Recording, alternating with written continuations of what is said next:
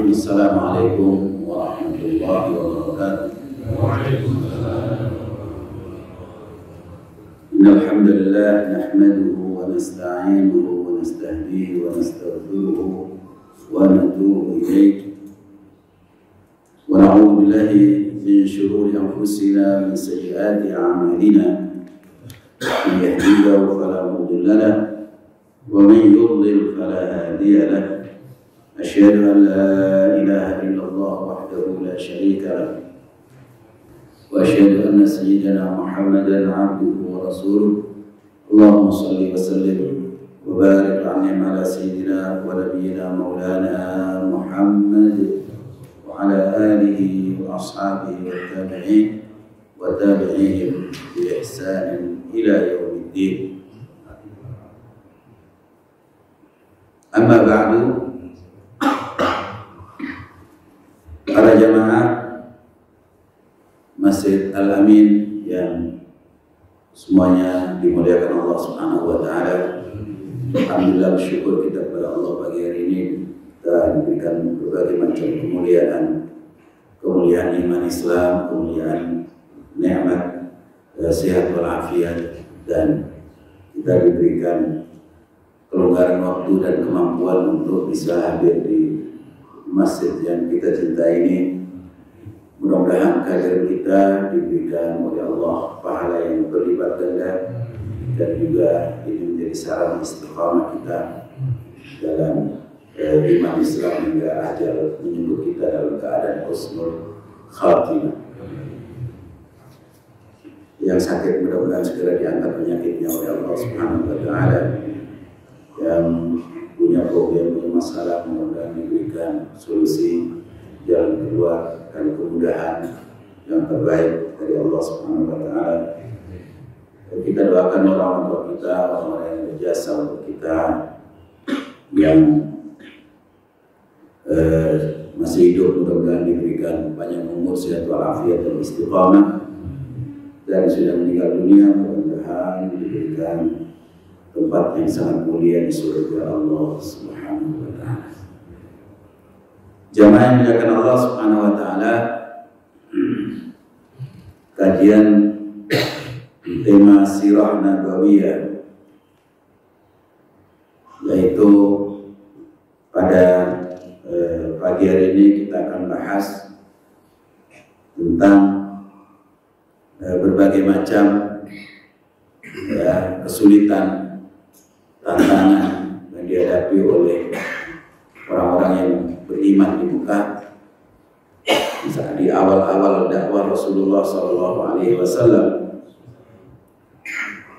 ya, selain Rasulullah SAW dihalangi, ya, beliau diganggu, banyak sekali intimidasi, banyak sekali dibully beliau, ya. Dan karena memang orang-orang musyrik dan kemusyrikan itu memang tidak pernah mau kumpul, ya, dan tidak mungkin toleran terhadap kehidupan, ya, yang mereka anggap ini adalah baru. Dan justru yang dibawa oleh Nabi SAW itu mereka anggap bahwa Muhammad ini telah murtad, ya, murtad dari agama nenek moyang mereka, agama kemusyrikan, ya. Dan itu biasa itu kalau ada orang mengajak kepada kebaikan, ya, dan itu yang baik yang mereka nilai berbeda dengan tradisi, berbeda dengan, ya, kebiasaan yang sebetulnya menyimpang, maka dianggap orang yang membawa, ya, kehidupan baru dan hal yang benar itu dianggap justru murtad, ya. Rasulullah disebut orang-orang yang keluar dari agama kemusyrikan itu disebut as-sabiun. Nah, sabiun itu adalah orang yang keluar dari agama nenek moyang, ya. Nah, banyak sekali bagaimana cara mereka untuk menghalangi perjalanan dakwah, ya. Karena itu orang-orang terutama kita tahu bahwa yang banyak mengikuti Rasulullah SAW, para pengikut Rasulullah di Mekah itu umumnya kaum du'afa, ya, kaum du'afa yang lebih cepat untuk merespon dakwah Nabi SAW. Kenapa demikian? Karena memang kaum du'afa itu nggak punya apa latar belakang, ya, kekuasaan, keinginan yang mulu-mulu, ingin berkuasa, ingin punya kedudukan, ya, sehingga ketika ada kebenaran mereka langsung menerima. Nah, beda dengan orang-orang yang punya pretensi apapun, keinginan apapun atau tujuan duniawi, ingin jabatan, ingin kekuasaan, dia punya kedudukan. Ketika ada agama yang benar, ternyata mereka menganggap bahwa ini akan menghalangi kepentingan saya. Sementara orang-orang yang du'afa yang tidak punya kepentingan kecuali hanya ingin selamat dunia dan akhirat. Nah, ketika mendapati ternyata yang mengikuti Rasulullah SAW itu adalah kaum du'afa, maka umumnya para majikan mereka, ya, para tuan-tuan orang yang masuk Islam itu, ya, menyiksa mereka, mengintimidasi mereka supaya tidak jadi masuk Islam. Mereka keluar dari agama Muhammad SAW. Ya, maka Abu Jahal misalnya, setiap kali dia mendengar ada orang yang masuk Islam dan orang itu punya kedudukan, misalnya orang terpandang dari keluarga yang terhormat, ya, maka dia akan mendatanginya dan terus dia mengintimidasi dia, ya. Biasanya kalau orang itu terpandang maka ditawarkan kepadanya, kamu ingin kedudukan apa? Kamu ingin harta atau ingin wanita? Ya. Kamu asalkan mau meninggalkan agama yang kamu anut, yaitu agama Muhammad SAW. Ya. Maka itu yang dilakukan oleh siapa? Abu Jahal dan orang-orang tokoh-tokoh mereka, ketika kalau yang masuk Islam itu orang-orang punya nasab yang baik, ya, orang terpandang di tengah masyarakat. Ya. Misalnya ada seorang disebut sini pamannya Utsman bin Affan, ya, pamannya Utsman bin Affan ini karena Utsman bin Affan kan keluarga terpandang, ya kan, keluarga terpandang. Ketika Utsman bin Affan masuk Islam, maka pamannya sendiri yang mendatangi dia. Lalu dia dililit dengan tikar. Setelah itu diasepi di bawahnya, jadi dipanggang. Kita tahu di Mekah panasnya kayak begitu, dipanggang lagi. Ya, Utsman bin Affan dipanggang seperti itu dengan daun-daun kurma. Ya, beliau luar biasa merasa kepanasan, seperti itu. Kemudian Mus'ab bin Umair, ya, ketika dia diketahui oleh ibunya, dan Mus'ab bin Umair ini seorang anak muda yang terkenal tampan, gagah, ya, dia idola para gadis di Mekah. Ketika belum masuk Islam, dia ini karena anak orang kaya, dia dimanja oleh ibunya. Tapi ketika mendengar ada Rasulullah SAW membawa ajaran Islam, dia masuk Islam bersama sebagian teman-teman mainnya.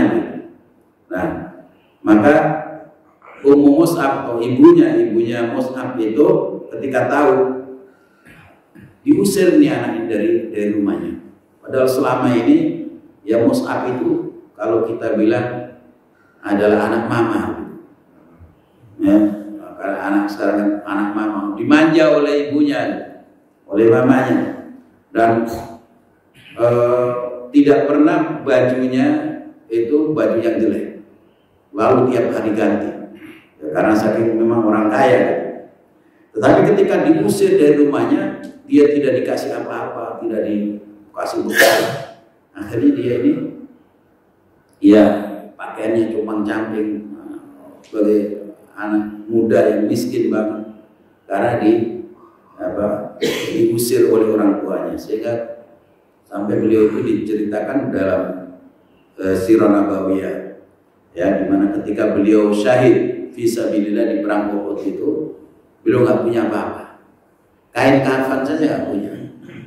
Sampai jadi yang dia punyanya adalah baju atau kain yang ada di tubuhnya itu saja. Jadi hanya separuh, itu kan biasa orang cuma bebetan gitu aja, ya, diikat pinggang gitu. Kemudian ketika beliau syahid, ya, dipakai itu bajunya itu untuk kain kafan, ya, tapi nggak cukup.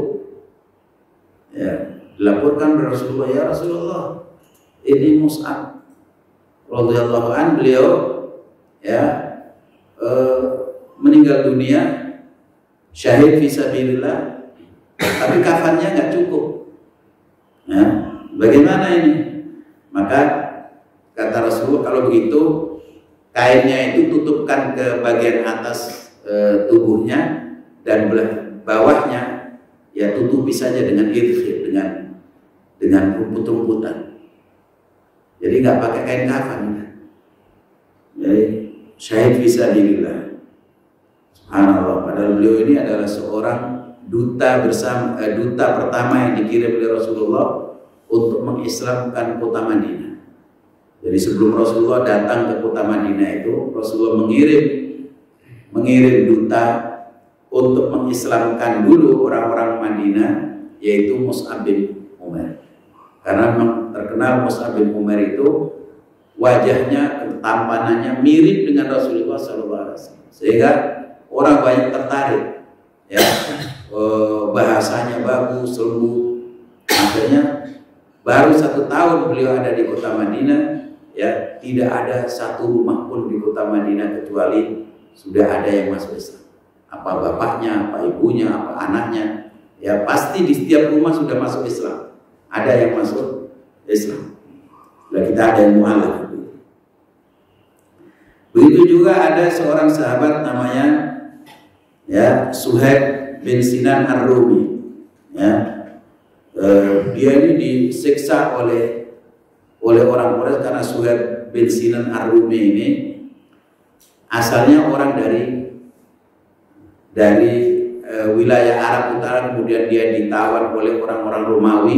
Setelah itu dia dia dibuang, ya, berkali-kali pindah ke majikan atau ketuannya itu, ya, sampai akhirnya dia di Mekah dan bisa memerdekakan dirinya. Dia bisa usaha, kemudian dia bisa memerdekakan dirinya, jadi orang kaya. Ya, kemudian dia masuk Islam. Ketika masuk Islam, orang-orang, ya, yang orang-orang kaya itu, yang teman-temannya usaha, marah. Kami dulu dari luar, ya, kesini nggak punya apa-apa, ya. Karena itu kemudian diusir, beliau disiksa karena dia bukan orang asli Mekah, namanya Ar-Rumi, dari Romawi. Ya, tapi sebetulnya orang Arab, tetapi karena dia dijadikan budak oleh orang Romawi, akhirnya terkenal dengan siapa, Suhaib bin Sinan Ar-Rumi, orang Rum. Ya, seolah-olah padahal tidak orang Romawi, orang Arab. Ya. Jadi dia disiksa sampai hilang kesadarannya, akalnya terganggu. Ya. Tapi ketika dia hijrah ke kota Madinah, dia masih banyak hasil usahanya itu, ya, masih banyak di kota Mekah, aset-asetnya banyak. Maka ketika keluar dari kota Mekah, dihadang oleh orang-orang Mekah, ditangkap dia, nggak boleh kamu keluar. Kenapa? Sebab kamu dulu kesini dalam keadaan miskin, lalu kamu keluar sekarang dengan membawa harta berdamu, emas-emasan kamu bawa semuanya seperti ini. tidak boleh. Kalau kamu mau keluar silakan keluar, tapi semua aset-asetmu kami yang milik. Akhirnya yang dia bawa untuk bekal itu ada uang, ada apa, kalau diambil semuanya oleh orang Mekah, dan aset-asetnya yang ada di Mekah ya mereka sita semua. Jadi pengorbanan Suhaib Ar-Rumi seperti itu. Maka ketika ketemu dengan Rasulullah di kota Madinah menceritakan perjalanan hijrahnya itu, ya Rasulullah, saya ditangkap oleh orang Quraisy dan kemudian saya dipaksa, ya kamu milih pergi ke kota Madinah ya dengan tidak bawa apa-apa, atau kamu tinggal di Mekah dan silakan menikmati harta benda. Ya, maka kata Suhaib Ar-Rumi, ya saya pilih ya bisa ketemu dengan engkau ya Rasulullah dan ikut berjuang bersama. Makanya kemudian Suhaib Ar-Rumi ini turun tentang beliau turun ayat Allah Subhanahu wa taala, wa minan nasi may yashri nafsahu ibtigha'a mardatillah wallahu raufun bil ibad. Di antara umat manusia ada orang yang menjual dirinya untuk mencari ridho Allah, mencari agama Allah, mencari pahala yang lebih besar dari Allah. Wallahu raufun bil ibad, dan Allah Maha lembut kepada hamba-hambanya. Jadi sekalipun begitu kemudian beliau di Madinah akhirnya juga bisa berusaha seperti siapa, karena memang wataknya watak pengusaha gitu kan. Ya pengusaha itu di mana-mana sekalipun jatuh ya karena memang watak pengusahanya itu ya jiwa entrepreneurnya itu selalu muncul gitu. Seperti Utsman bin Affan, Abdurrahman bin Auf ya di Mekah, di Madinah ternyata jadi orang kaya lagi. Padahal aset-asetnya ditinggal semuanya di Mekah. Tapi ketika sampai di kota Madinah mereka berusaha. Jamaah yang dimuliakan Allah Subhanahu wa taala, kisah yang sangat terkenal Bilal bin Rabah ya ketika masuk Islam ya dia disiksa oleh tuannya yaitu Umayyah bin Khalaf ya. Jadi diikat lehernya kemudian ditarik ke tengah padang pasir, ke tengah batu. Kalau di Mekah itu kan bukan padang pasir, itu kan batu-batuan ya, karena batu-batuan taruh di batu gitu kemudian ditindih ya dari atas bawah di atas batu panas, dan beliau hanya mengatakan sambil dicambuki ya suruh masuk agama syirik lagi, tapi beliau mengatakan ahad ya. Ammar bin Yasir dan keluarganya ya luar biasa pengorbanan mereka.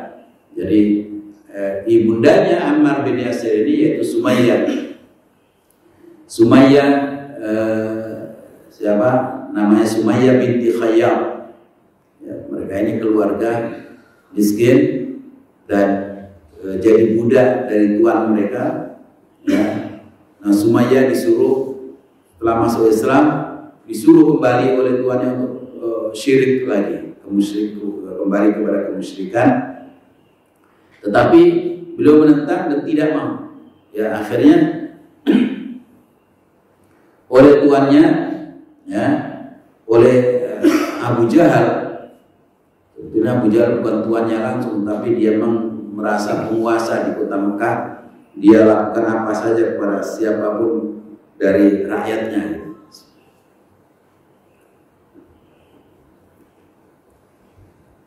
Maka ketika menentang, nggak mau masuk kembali kepada kemusyrikan itu, ya dia ditombak kemaluannya sampai tembus ke belakang dan akhirnya mati. Ya, begitu juga Yasir ayah Ammar, ya dia disiksa sampai mati, ya oleh Abu Jahal. Nah itu semuanya berada dilihat langsung oleh Yasir putranya, ya, sehingga Yasir dipaksa, kalau kamu tidak mengucapkan dan menghormati berhala atau Tuhan kami, ya, yaitu Lata dan Uzza, kamu akan menemui ajalmu seperti orang tuamu. Maka kemudian dia mengatakan Hubal itu adalah berhala yang paling besar ada di Ka'bah, yang pertama kali didirikan oleh orang yang pertama kali memasukkan berhala di kota Mekah, yaitu siapa?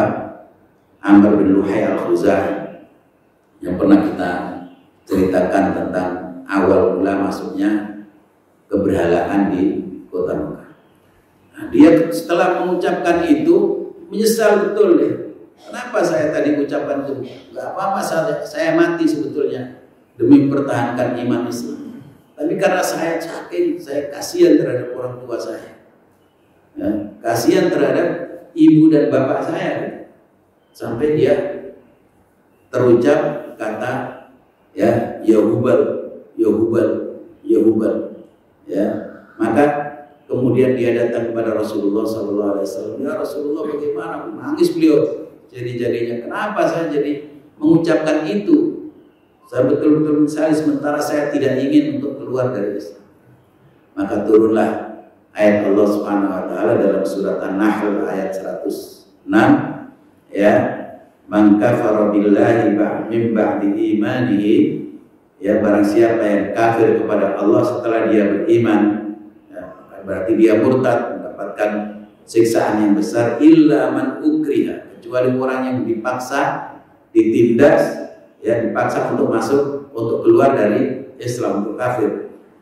Illa man ukriha wa qalbuhu mutmainnun bil iman, ya, kecuali orang yang dipaksa, ya, sementara hatinya masih tenang dalam keimanan. Jadi kalau orang dipaksa untuk masuk kafir, ya, dipaksa betul, kalau tidak dibunuh, itu betul-betul pemaksaan yang luar biasa. Tapi kalau dipaksa, ya, sekedarnya saja, misalnya nggak sampai dibunuh, nggak sampai cuma sia-siakan gitu saja, ya, sebaiknya tetap dalam iman, ya. Tapi ini luar biasa, dia dipaksa betul, ditindas oleh Abu Jahal dan teman-temannya, ya. Dan kalau tidak, dia akan dibunuh juga seperti orang tuanya. Maka dia boleh mengucapkan di lisannya saja, tapi hatinya tetap dalam keadaan iman. Jamaah yang dimuliakan Allah Subhanahu wa taala, banyak sekali cerita-cerita. Misalnya ada Abu Fukaihah, yaitu namanya Aflah. Dia seorang budak dari Bani Abdiddar. Nah, dia ini ketika masuk Islam, ya, diseret keluar di tengah-tengah di siang hari bolong itu, ya, kemudian kakinya diikat, tangannya diikat, dipentang gitu, ya, dan ditelanjangi, ya, ditelanjangi, kemudian setelah itu ditindih dengan batu besar sampai dia tidak bisa bergerak, ya. Dan namun begitu, dia sekalipun sampai agak gila gitu, ya, sampai gila, sampai kemudian setelah itu dia sadar dan sampai dia ikut hijrah ke Habasyah. Ada juga seperti misalnya Zinirah seorang wanita, ya, seorang budak dari Romawi juga aslinya, tapi di Mekah. Ketika dia masuk Islam, ya, dia disiksa oleh tuannya sampai buta matanya, ya, sampai buta. Kemudian tuannya mengatakan, kamu buta seperti ini karena kamu kualat dengan Lata dan Uzza. Nah, jadi dikatakan kamu kualat dengan Tuhan-Tuhan kami, yaitu Lata dan Uzza. Maka dia katakan, wallahi, semua yang kamu katakan tidak benar. Saya terkena seperti ini, saya tidak bisa melihat seperti ini, ada di jalan Allah, ya. Maka saya berdoa mudah-mudahan Allah, kalau Allah berkehendak, akan mengembalikan, ya, penglihatan saya. Ternyata besoknya, ya setelah 1 hari berikutnya, ya dia bisa melihat. Jadi kembali lagi penglihatannya sebagaimana semula. Lalu orang-orang Quraisy mengatakan, oh ini gara-gara sihirnya Muhammad. Gara-gara disihir oleh Muhammad dia jadi sembuh. Jadi seperti itulah, dan banyak lagi cerita-cerita seperti itu. Dan umumnya budak-budak itu ketika sudah disiksa seperti itu, dan Abu Bakar radhiyallahu anhu beliau lewat, ya ada orang-orang du'afa yang disiksa oleh tuannya, nah itu dibeli oleh Abu Bakar. Jadi banyak sekali orang-orang yang dibeli oleh Abu Bakar. Harta bendanya banyak karena Abu Bakar kurang kaya, ya, dan kekayaannya dipakai untuk membeli budak, dan harga budak itu luar biasa mahalnya, ya jauh lebih mahal dibanding dengan kambing atau unta, ya, karena biasa mereka itu membawa budak itu kalau mereka butuh duit itu budaknya dibawa ke pasar hewan, pasar budak dan hewan, jadi campur. Situ ini bagian budak, ini stand untuk kambing, untuk sapi dan seterusnya, untuk unta, ya. Nah, ini stand untuk budak. Nah, itu mereka orang yang perlu budak itu nggak beli, ada transaksi di situ. Ini budak perempuan nih, kalau cantik mahal harganya semakin, ya.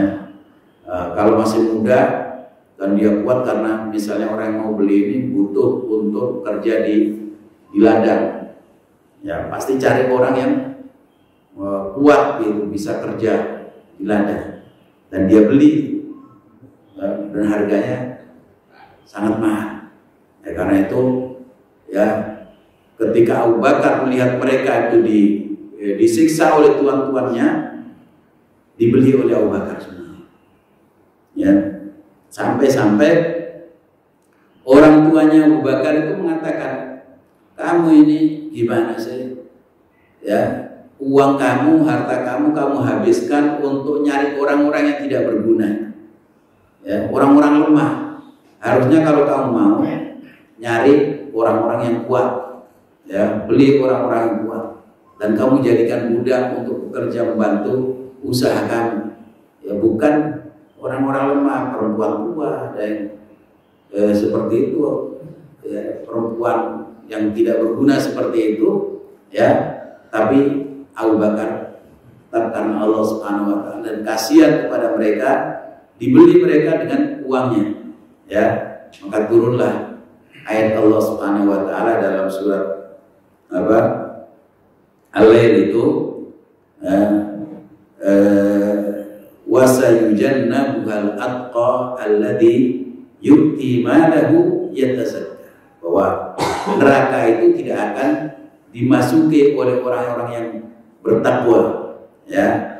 Yang di dalam ayat sebelumnya, la yaslaha ilal ashqa alladhi kadzdzaba wa tawalla. Jadi siksaan neraka itu hanya diberikan kepada orang-orang yang ashqa, orang-orang yang celaka, seperti Abu Jahal, Umayyah bin Khalaf dan teman-temannya, yang mendustakan dan berpaling dari kebenaran. Tetapi dijauhkan oleh Allah dari al-atqa, orang yang sangat bertakwa, yaitu alladzi yu'ti malahu yatazakka, yang membelanjakan hartanya, ya, untuk membersihkan dirinya dan membersihkan hartanya dari kotoran keharaman. Wa ma li ahadin 'indahu min ni'matin tujza illa bitigha'a wajhi rabbil a'la wa la sawfa yarda. Jadi setiap, ya, jasa yang dia berikan kepada orang lain, dia beli orang lain, orang budak-budak itu, dia hanya mengatakan ibtigha'a wajhi rabbil a'la, mencari, ya, balasan yang besar dari Allah, pahala yang besar dari Allah Subhanahu wa taala yang Maha Tinggi.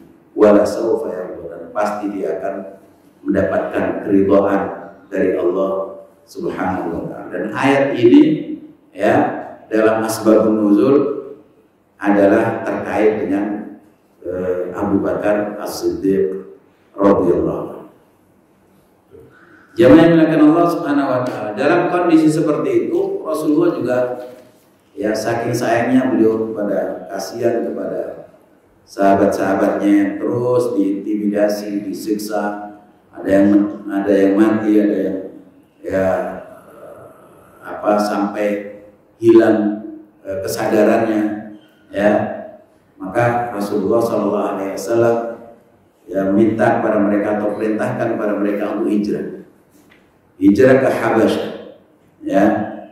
Beliau mengatakan ukhruju ilal Habasyah fa inna fiha ya malikan la yudlamu indahu ahad. Kalian sudah keluar mengungsi ke Habasyah, ke Ethiopia, karena di sana ada seorang raja yang tidak pernah menggolimi siapapun juga dalam kekuasaan.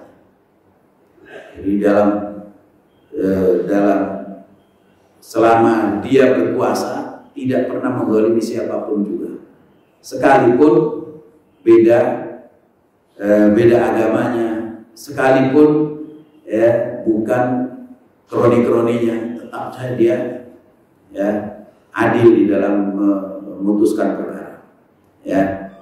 Maka pada di akhir tahun kelima, ya, atau di tengah-tengah tahun kelima kenabian, disitulah Rasulullah SAW memerintahkan mereka untuk pergi ke Habasyah, ya, untuk hijrah ke sana, yaitu untuk ketemu dengan Raja Najasyi, ya.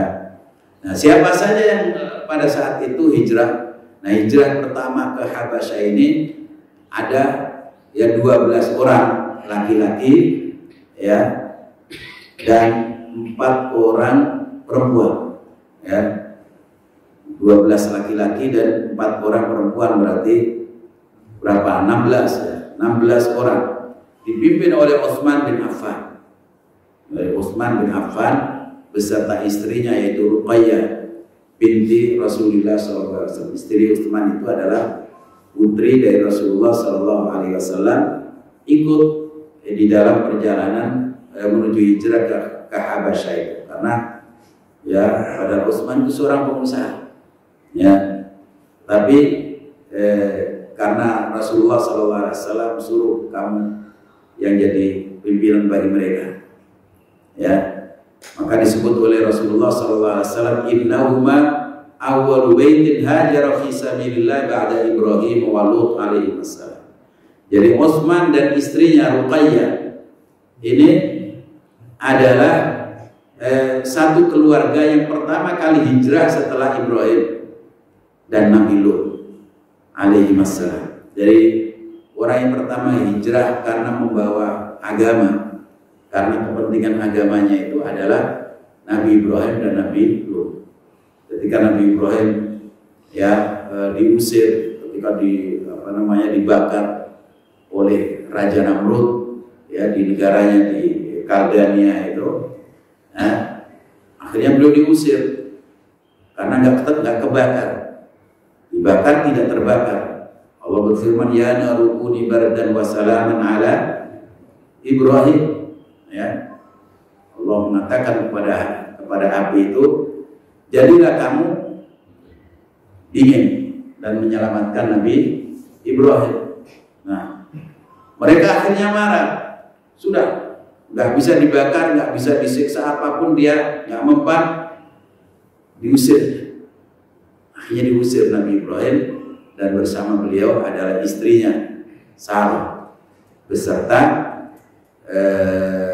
keponakan atau ada yang mengatakan sepupunya yaitu Nabi Lut dan istrinya juga. Istri Nabi Lut ini nggak mau masuk Islam, ya, tapi ikut hijrah. Maka hijrahlah ke Palestina. Di sanalah beliau memulai dakwahnya lagi di Palestina, ya, di namanya Qadum, dan Nabi Lut di Sodom, ya, yang disebut kaumnya itu yang melakukan perbuatan kaumnya Nabi Lut itu disebut Sodomi karena daerahnya itu disebut Sodom. Sementara Nabi Ibrahim ada di daerah Qadum, disebut Al-Qadumi. Ya. Nah, jadi orang yang pertama kali setelah Nabi Ibrahim itu ribuan tahun yang lalu nggak ada orang yang hijrah untuk menyelamatkan agamanya, menyelamatkan dakwahnya, ya. Baru ada Utsman bin Affan dan istrinya, yaitu Ruqayyah binti Muhammad sallallahu alaihi wasallam. Ya. Maka ya mereka berangkat. Ketika berangkat, padahal sudah diam-diam mereka berangkat. Mereka sembunyi-sembunyi mereka berangkat, tapi dikejar juga ketahuan juga oleh orang-orang Quraisy. Mereka ternyata punya mata-mata banyak, ya ketahuan, maksudnya lari sampai di pesisir ya Laut Merah itu, ya kebetulan ada kapal lewat, kapal dari Romawi, kapal negara Romawi lewat situ. Maka mereka langsung ikut ya kapal tersebut dan selamat. Ya, maka pengejaran orang-orang Quraisy gagal. Nah, kemudian setelah itu, ya setelah di Ethiopia mereka hidup dengan tenang, ya hidup berdampingan dengan orang-orang Ethiopia yang baik karena dilindungi oleh rajanya, ya. Maka ada seorang sahabat yaitu Ubaidillah bin Jahash. Nah, Ubaidillah bin Jahash juga pergi bersama istrinya yaitu Ummu Habibah binti Abi Sufyan. Jadi Ummu Habibah itu namanya Ramlah binti Abi Sufyan itu. Dia masuk Islam ya bersama suaminya Ubaidillah bin Jahash. Ubaidillah bin Jahash itu saudaranya Abdullah bin Jahash dan saudaranya Zainab binti Jahash, Zainab binti Jahash yang kemudian menjadi istri Rasulullah SAW. Nah, Ummu Habibah ini ketika sudah di mana Ethiopia, ya, di Habasyah bersama suaminya. Nah, suaminya ini memang dulunya di Mekah orang-orang suka mabuk-mabukan. Ya, ketika masuk Islam dilarang mabuk-mabukan. Ya, ada larangan. Ya, maka ketika di Ethiopia melihat orang-orang Kristen, Ethiopia itu kan Kristen ya, kok bebas ya minum-minuman keras seperti itu. Akhirnya dia keluar dari Islam, murtad, ya, murtad dari Islam dan akhirnya karena sudah rindu betul dengan mabuk-mabukan, akhirnya overdosis, mati dalam keadaan Kristen, naudzubillah, murtad. Jadi itu ada sebagian ulama satu-satunya sahabat Rasulullah yang keluar dari Islam murtad. Ya, jadi murtad gara-gara kecanduan minuman keras itu. Ada juga yang murtad karena ingin mendapat kedudukan, ada juga yang murtad karena tidak tahan dengan siksaan, ada juga. Ya, maka mungkin nanti kapan-kapan kita akan bahas tentang siapa-siapa dari sahabat Rasulullah yang pernah ikut Rasulullah dan murtad. Nah itu. Nah salah satunya ini Ubaidillah bin Jahash dalam riwayat kitab Sunan Al-Kubra dan Al-Isabah fi Asma'is Sahabat. Ya. Nah itu disebutkan seperti itu. Nah maka Ummu Habibah janda. Ketika janda, Rasulullah juga mengikuti terus perkembangan bagaimana sahabat-sahabatnya yang ada di Habasyah. Ya, selalu nyari informasi. Padahal jauh kan dari Mekah ke Ethiopia ini, cukup jauh. Namun begitu Rasulullah ingin mencari tahu bagaimana mereka kadang-kadang mengirimkan orang supaya nyari berita tentang sahabat-sahabatnya. Nah, salah satu yang didengar oleh Rasulullah bahwa salah seorang sahabatnya murtad. Nah, istrinya yaitu Ummu Habibah, janda putrinya Abu Sufyan, dan Abu Sufyan itu kita tahu tokoh orang Quraisy. Nah, beliau akhirnya melamar siapa? Ummu Habibah. Setelah habis iddahnya beliau melamar, tapi melamar melalui kurir. Melalui kurir, kemudian disampaikan kepada, kan berarti walinya Ummu Habibah itu ya Najasyi. Najasyi masuk Islam juga kan, Raja Najasyi, ya, dan itu menjadi wali. Maka akhirnya dilamarlah oleh Rasulullah SAW, dan Raja Najasyi ya setuju, akhirnya dinikahkan, nikah jarak jauh. Ya, nikah jarak jauh, ya tentu waktu itu dengan surat atau bagaimana. Dan ya kalau bapak-bapak pengen nikah jarak jauh sekarang lebih mudah gitu. Ya, pakai video call saja udah mudah sekarang. Dulu bagaimana caranya, kita nggak bisa membayangkan itu. Mekah ke Ethiopia, ya berapa hari perjalanan itu, berapa lamanya itu kan sampai yang di sana. Nah, maka qabiltunya itu apa? Ya, mungkin melalui surat atau apa, tidak dijelaskan dalam perjalanan sejarah itu, tapi intinya bahwa ya walinya yaitu Najasyi, dan Najasyi juga yang memberikan mahar atas nama Rasulullah SAW. Maka Raja Najasyi itu ya beliau bukan sahabat tetapi tabi'in. Kenapa? Karena tidak pernah bertemu dengan Rasulullah SAW. Yang namanya sahabat itu, definisi sahabat ya, itu adalah orang yang ketemu dengan Rasulullah, kemudian masuk Islam, dan dia bertahan dalam keislamannya sampai meninggal dunia dalam keadaan Islam. Maka itu disebut sahabat. Nah, adapun orang yang ya beriman di zaman Rasulullah, tidak ketemu dengan Rasulullah, itu tidak disebut dengan sahabat, karena belum pernah ketemu. Sekalipun ketemunya sebentar saja sudah nama sahabat. Ya, maka masuk dalam kategori sahabat Rasulullah yang dijamin oleh Allah untuk masuk surga, was-sabiqunal awwaluna minal muhajirin wal ansar, dan seterusnya itu. Ya, maka siapa Raja Najasyi itu ya, beliau disebut tabi'in. Ketika Rasulullah SAW di Madinah, sudah di Madinah, lalu mendengar ya Raja Najasyi meninggal dunia, ya, maka Rasulullah mengajak sahabat-sahabatnya untuk sholat gaib. Jadi situlah ya syariat ada sholat gaib, kita mensolatkan ya jenazah yang tidak ada di depan kita. Nah, jadi sholat gaib, bukan sholat hadir. Kemudian pada rombongan pertama ini kemudian mendengar bahwa ternyata tokoh-tokoh orang Quraisy itu masuk Islam. Ya, jadi ada informasi ya yang kita katakan sebetulnya itu kabar buruk. Ya, orang-orang Quraisy sudah masuk Islam, sudah mau mengakui ya Allah sebagai Tuhannya, dan mereka sujud.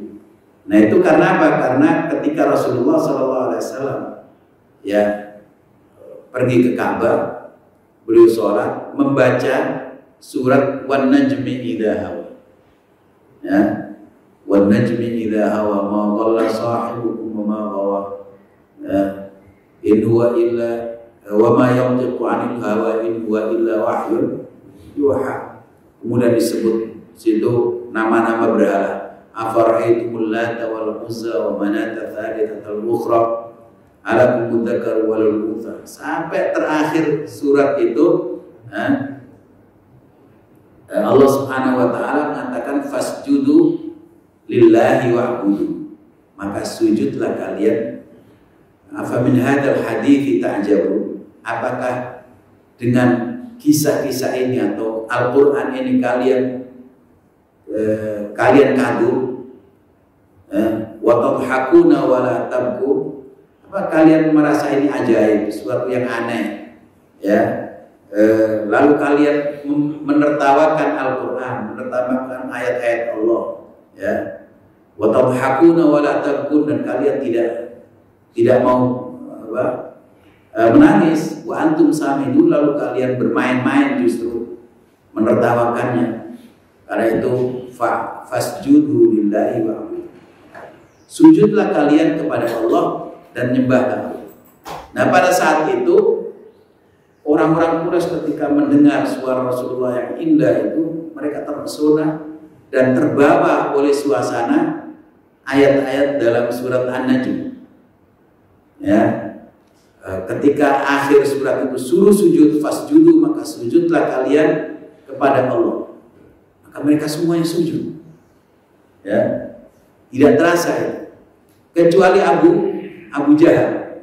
Dikatakan bahwa Abu Jahal itu tidak pernah sekalipun tidak pernah sujud. Ya, jadi dia hanya mengambilkan pembantunya, tolong ambilkan pasir lalu ditaruh di keningnya begini. Itu sujudnya. Ya. Setelah itu terdengarlah berita bahwa seolah-olah orang Quraisy itu sudah masuk Islam. Nah, maka orang-orang yang sudah di Habasyah tadi itu pada pulang berharap bahwa ya kondisi Mekah sudah berubah. Ya, orang-orang sudah menerima dakwah Rasulullah. Ternyata mereka sudah sampai dekat kota Mekah, mendengar bahwa ternyata masih terjadi penyiksaan-penyiksaan, penindasan-penindasan kepada Rasulullah dan para sahabat yang masih ada di kota Mekah. Maka sudah sampai di dekat Mekah, ya tentu dari sahabat-sahabat yang terpandang seperti Utsman bin Affan, ya, beserta istrinya, bisa masuk ke dalam kota Mekah, tapi dengan jaminan. Jadi ada yang jamin. Tentu banyak keluarga Utsman yang mau menjamin kehadirannya. Begitu juga beberapa sahabat yang lain. Sementara yang orang-orang du'afa lari lagi, pergi lagi ke Habasyah lagi, balik kejar sampai alhamdulillah dapat kapal dan bisa melanjutkan perjalanan ke sana. Nah, tidak lama kemudian Rasulullah SAW mengirimkan delegasi lagi untuk pergi ke Habasyah, ya, yaitu sekitar 70 orang, yaitu hijrah ke Habasyah kedua, dipimpin oleh siapa? Oleh Ja'far bin Abi Thalib. Jadi masih keluarga Rasulullah sendiri, yaitu sepupu Rasulullah Ja'far bin Abi Thalib yang kenal betul dengan Rasulullah dan dia tahu betul bagaimana risalah misi Rasulullah SAW, karena memang sejak kecil ya Rasulullah hidup di keluarga Abu Thalib bersama dengan Ja'far, bersama dengan Ali bin Abi Thalib, ya, hidup satu rumah. Nah, disitulah Rasulullah SAW tahu siapa Ja'far bin Abi Thalib ini orang yang pandai, orang yang pintar, supaya dia memberikan menyampaikan misi yang dibawa oleh Rasulullah SAW ke mana? Ke Habasyah. Maka beliaulah yang menyampaikan dakwah-dakwahnya itu ya melalui dialog-dialog dengan orang-orang Habasyah. Orang Quraisy mengirimkan delegasi juga untuk ya membujuk Raja Najasyi supaya mengembalikan orang-orang Mekah yang hijrah ke sana itu, ya, supaya ya mereka tidak boleh tinggal di kota di Najasyi, di Raja Najasyi. Nah, tapi Raja Najasyi kita katakan tadi orang yang adil, orang yang bijaksana, tidak begitu saja percaya dengan ya delegasi orang Quraisy yang dipimpin oleh Amr bin As. Jadi Amr bin As itu orangnya sangat cerdik, pandai. Zaman sebelum Islam dia ini pandai berdiplomasi, ya. Diplomat yang paling ulung itu dia.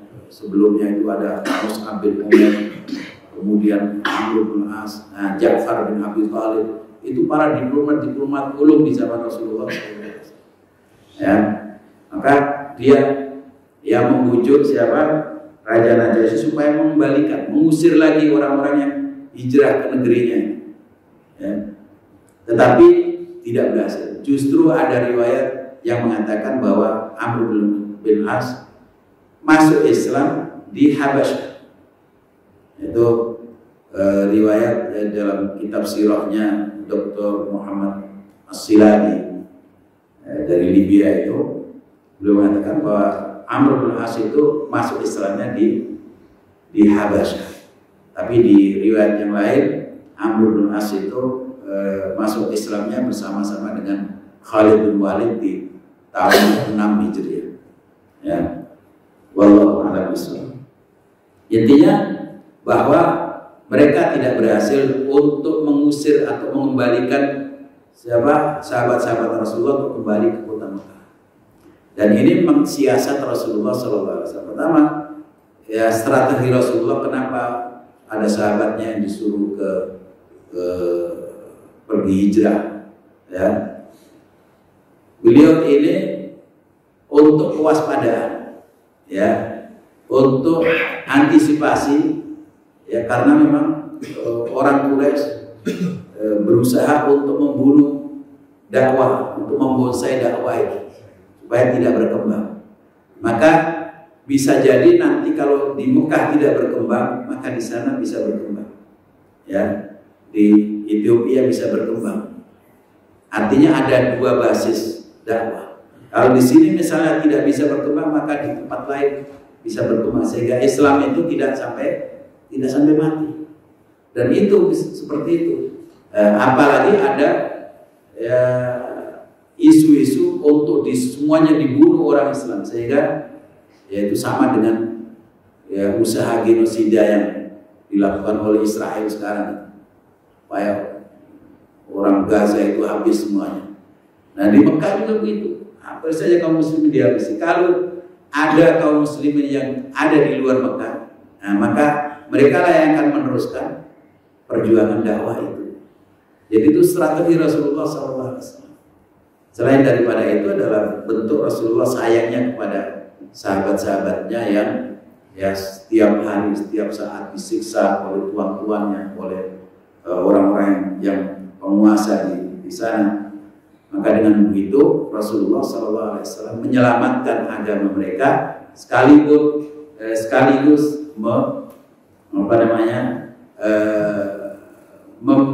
membangun basis baru dakwah di tempat lain.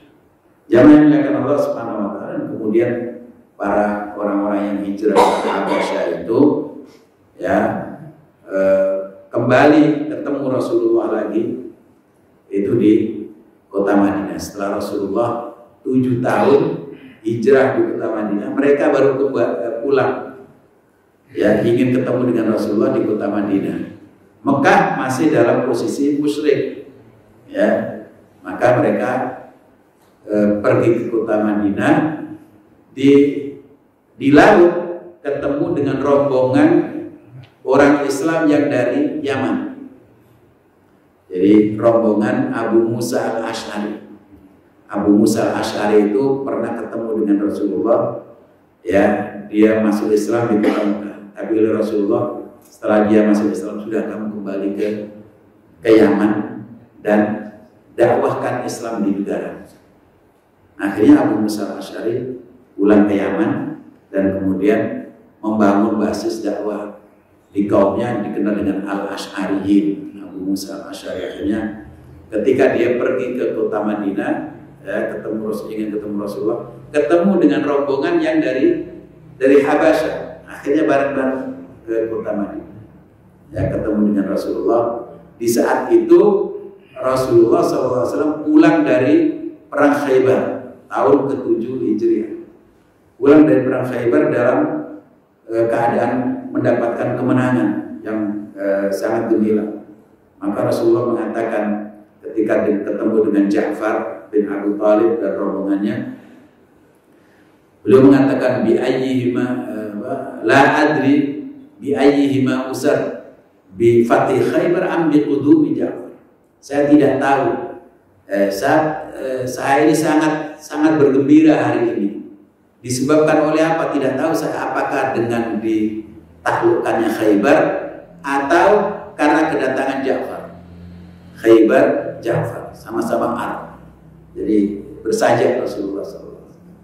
Nah, disitulah ada seorang wanita, ya, siapa Ummu Habibah juga ditanya oleh siapa Umar bin Khattab radhiyallahu anhu, bahwa Umar bin Khattab membanggakan diri, kami sudah hijrah bersama Rasulullah ke Madinah, maka kami lebih baik daripada kalian yang hijrah ke Habasyah. Ya, maka wanita ini mengatakan kepada Rasulullah, ya Rasulullah, ini Umar meremehkan kami hijrah ke Habasyah, tidak ikut hijrah bersamamu ketika saat hijrah ke Madinah. Maka Rasulullah mengatakan, menegur Umar, wahai Umar, tidak begitu. Justru mereka ini, ya, punya pahala hijrah 2 kali, hijrah ke Habasyah dan hijrah ke Madinah. Sekarang mereka meninggalkan Mekah ke Habasyah, kemudian meninggalkan Habasyah menuju kota Madinah. Lahum hijratan, mereka mendapatkan pahala dua hijrah. Jadi jamaah kaum muslimin dimuliakan Allah, berarti memang orang yang mempertahankan keimanan dan keislaman itu, ya, kadang-kadang dihadapkan pada berbagai macam percobaan dan ujian yang luar biasa. Dan orang yang selamat adalah orang yang mampu mempertahankan keimanannya. Dia dalam keadaan tenang dalam iman, ya, sekalipun dia diuji dengan berbagai macam ujian seperti itu. Sahabat-sahabat Rasulullah, ya, adalah contoh terbaik untuk, ya, mempertahankan keimanan dan keislaman itu. Karena itu Allah Subhanahu wa taala senantiasa mengingatkan kita, wala tamutunna illa wa antum muslimun. Dalam kondisi apapun, ya, Islam ini mesti bertahan terus sampai ajal menyebut kita dalam keadaan husnul khatimah, dalam keadaan membawa iman dan Islam. Ya, mudah-mudahan saudara-saudara kita yang saat ini mengalami penindasan, mengalami ujian keimanan, ya, mudah-mudahan mereka diberikan keteguhan oleh Allah Subhanahu wa taala. Termasuk saudara-saudara kita yang di Palestina, ya, jangan dikira ada sebagian orang-orang Palestina yang tidak suka dengan perjuangan ini karena menyebabkan mereka terusir. Ada juga yang tidak kuat dengan ujian seperti itu. Ya, mudah-mudahan mereka diberikan keteguhan iman kembali, ya, setelah adanya gencatan senjata. Termasuk saudara-saudara yang kita yang mu'alaf. Ya, orang-orang mu'alaf di kita juga banyak kisah-kisah yang buat kita kasihan dan terenyuh gitu. Diusir oleh orang tuanya, bahkan ada pastor yang diusir dari keluarganya yang tadinya dia mendapatkan gaji berapa apa. Dia akhirnya mulai dari usaha kecil-kecilan lagi, ya, dia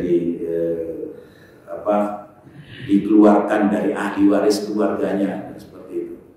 Dan banyak penyiksaan dan intimidasi orang-orang kafir terhadap keluarganya atau orang dekatnya yang masuk Islam.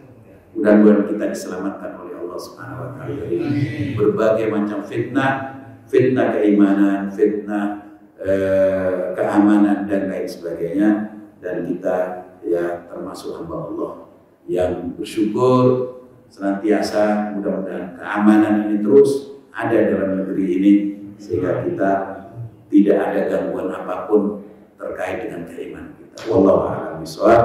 Kurang lebihnya maaf.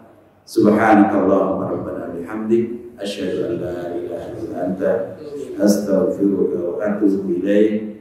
Wassallallahu ala sayyidina Muhammad wa ala alihi wa sahbihi wasallam. Alhamdulillahirabbil alamin. Assalamualaikum warahmatullahi wabarakatuh.